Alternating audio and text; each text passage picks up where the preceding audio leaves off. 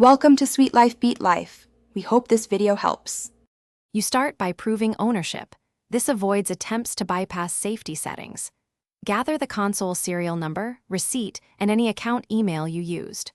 Once done, make photos of the items. Clear, legible images work best. You will need them when you contact Nintendo support or the account holder. Do not try workarounds that remove protections.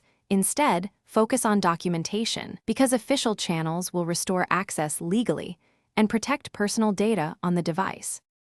Next, reach out to Nintendo support and explain you cannot access parental controls because you lack the PIN.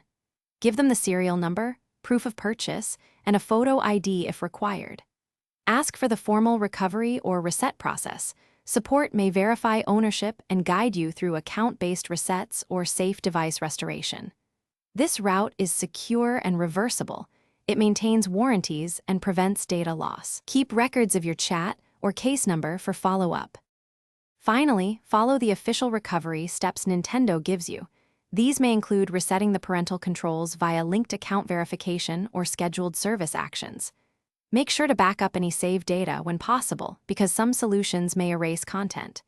If support cannot assist, escalate with your retailer, original purchaser, or legal guardian. Bring receipts or guardianship documents. Troubleshooting tip: if support stalls, ask for a supervisor and a reference number. This keeps the process trackable and helps resolve disputes faster. Thanks for watching.